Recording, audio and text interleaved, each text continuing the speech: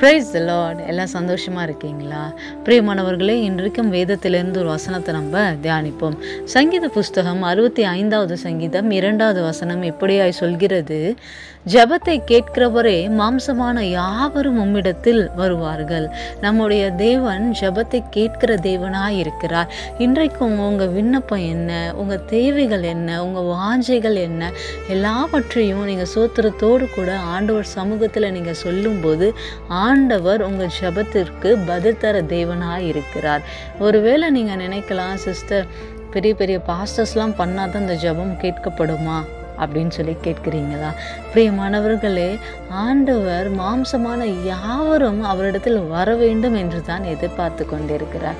நீங்கள் யாராக இருந்தாலும் ஆண்டவரை நோக்கி, இயேசு கிறிஸ்துவை நோக்கி உங்கள் இருதயத்தில் என்னென்ன கேள்விகள் இருக்கோ, இருதயத்தில் என்னென்ன வாஞ்சைகள் தேவைகள் இருக்கிறதோ அவருடைய சமூகத்தில் நீங்கள் அமர்ந்திருந்து, ஆண்டவரே எனக்கு இதெல்லாம் தேவை இருக்கப்பா, இதற்கெல்லாம் நான் என்ன செய்ய போகிறேன்னு தெரியல, நீங்கள் தான் எனக்கு உதவி செய்யணும், நீங்கள் தான் ஆலோசனை கர்த்தராக இருந்து என்னை நடத்தணும். ஒருவேளை அது படிப்பு விஷயமா இருக்கலாம், ஒருவேளை திருமண காரியமாக இருக்கலாம், ஒருவேளை உங்களுக்கு ஏதாவது ஒரு வியாதினால் நீங்கள் பாதிக்கப்பட்டிருக்கலாம்.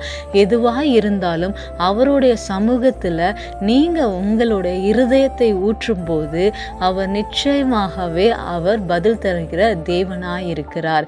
நீங்கள் நினைக்கலாம், சிஸ்டர், இந்த ப்ரேயர் இது மாதிரி லாங்காக பண்ணுறாங்களா, அது மாதிரி பண்ணாதான் ஆண்டவர் கேட்பாரா?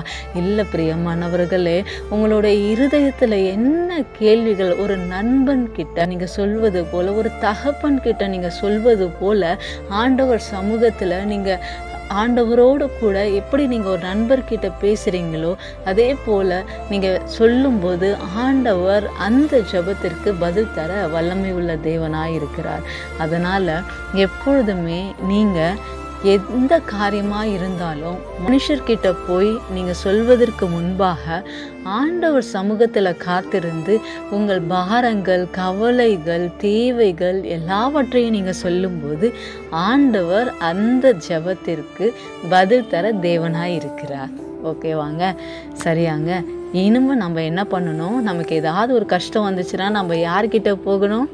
ஆண்டவர்கிட்ட. அவர் மாத்திரம்தான் எல்லாவற்றையும் அறிந்த தேவன், எல்லாம் அவருக்கு கீழ்ப்படியும். மனுஷரால் கூடாதவைகள் தேவனால் கூடும். சரியாங்க. அதனால் நீங்கள் எது குறிச்சும் கவலைப்படாதீங்க. எப்பொழுதும் ஜெபம் பண்ணுங்க. உங்களுக்கு என்ன தேவை இருந்தாலும் ஜெபம் பண்ணுங்க. ஆண்டவர் உங்கள் ஜெபத்தை கேட்டு உங்களுக்கு பதில் தருவார். எப்பொழுதும் நம்ம ஜெபிப்போமா?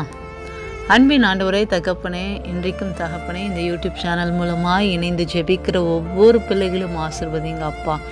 ஆண்டவரே, ஒரு வேளை இத்தனை நாள் அவர்கள் ஜெபிக்காத இருந்திருக்கலாம் அப்பா. ஒருவேளை அவங்க இன்றைக்கு தான் அந்த ஜெபமே எப்படி பண்ணுறதுன்னு ஒருவேளை அவங்க தெரிந்து கொண்டு இருக்கலாம்ப்பா. எதுவாக இருந்தாலும் என் தேவன் அப்பா, இனி வருகிற ஒவ்வொரு நாளும் அப்பா, எப்பொழுதும் ஆண்டவரே அப்பா, ஜெபிக்கிற மகன் மகள்களாக இவங்களை மாற்றுங்க அப்பா. அவர்கள் எதை குறித்தும் கலங்காதபடிக்கு எல்லாவற்றையும், தங்களுடைய விண்ணப்பங்கள் எல்லாவற்றையும் ஆண்டவரே உம்முடைய சமூகத்தில் சோத்திரத்தோடு கூட எடுக்க கிருபை பாராட்டுங்க ஆண்டவரே. ராஜா, அவர்கள் ஏறெடுக்கிற ஒவ்வொரு விண்ணப்பத்திற்கும் என் தேவன் தாமே நீர் ஜெபத்தை கேட்கிறவராய் இருந்து அந்த ஜெபத்திற்கு பதில் தரும்படியாய் ஜெபிக்கிறோம் அப்பா. ஆண்டவரே, உம்முடைய கரத்தில் அர்ப்பணித்து ஜெபிக்கிறோம். எல்லா துதி கன மகிமையும் ஒருவருக்கே செலுத்துகிறோம். மீட்பரும் ரட்சகருமான இயேசுவின் நாமத்தினால் ஜெபிக்கிறோம் ஜீவனுள்ள நல்ல பிதாவே. ஆமேன், ஆமேன். God bless you all. கர்த்தர் உங்களை ஆசீர்வதிப்பாராக.